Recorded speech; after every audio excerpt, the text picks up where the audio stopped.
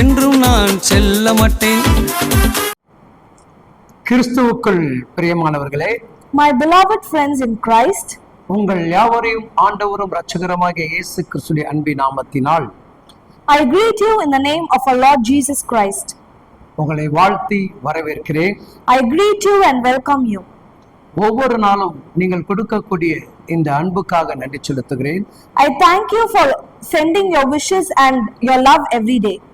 இதன் மூலமாக நீங்கள் பெற்ற நன்மைகளை உங்களோடு சொல்லும் பொழுது மகிழ்ச்சி அடைகிறோம். We feel very happy while you share the testimony by seeing this. இந்த நாட்களிலும் தேவன் நமக்கு பெரிய காரியங்களை செய்வார். Today also God is going to do a great thing. அவர் மனிதர்களுக்கு முன்பாக அவர் செய்யக்கூடிய கிரிகள் மகத்துவம் உள்ளதாக காணப்படும். The works and deeds which he is going to do in front of the people is going to be very glorious. Bible நமக்கு அழகாக சொல்லுகிறது.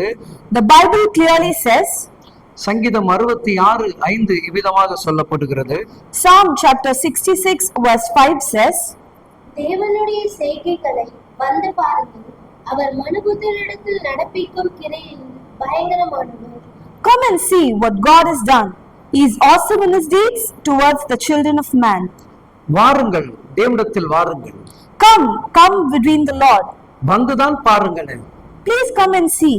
ஒரு முறையாவது இந்த ஆலயத்துக்குள்ள வந்து பாருங்கள். At least once come into the church and see. இந்த ஆத்தும அறுவடை ஊழியத்தின் வாசலில் வந்து நின்று பாருங்கள். Come and stand in front of the soul harvest ministry and see.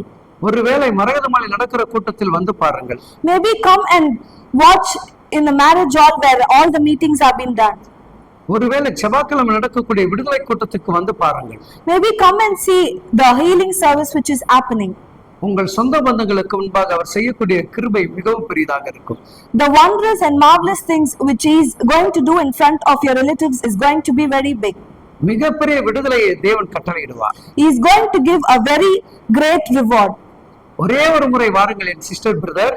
Please come at least once, my dear brothers and sisters. இங்கு வந்த அநேகரை தேவன் விடுவித்திருக்கிறார். He has rescued many people who have come here. தீராத பிரச்சனைகளை தேவன் தீர்வு கொடுத்திருக்கிறார். They have come with many problems which cannot be sorted out, but the Lord has sorted out very clearly. அநேக திருச்சபைகள் இருக்கலாம். There can be many churches. அநேக விடுதலை கூட்டங்கள் இருக்கலாம். There may be many deliverance meeting happening. அநேக இடத்திற்கு கடந்து போய் சிலர் வந்து இங்க கர்த்தர் விடுவித்திருக்கிறார். They have gone to many churches, but when we come here, He has done very marvelous things and set them free. இது வித்தியாசமாக தேவன் உலாவுகிற மகிமை நிறைந்த இடமாக இருக்கிறது. This is a very different place where the Lord is just coming around us. அதனால்தான் உங்களை வந்து பாருங்கள் என்று சொல்லுகிறேன். Because of that only I am telling, come and see. பாருங்கள். Come. காத்திருக்கிறோம். We are waiting உங்களுக்காக for you, ஜெபிக்க to pray. ஆயத்தமாக இருக்கிறோம். We are ready to pray for you. வருவீர்களா? Are you ready to come? தேவனுடைய அற்புதத்தை ருசி பார்ப்பீர்களா? Are you ready to taste the miracle of the Lord? நிச்சயமாக செய்வார். The Lord will do it for sure. Amen. Amen.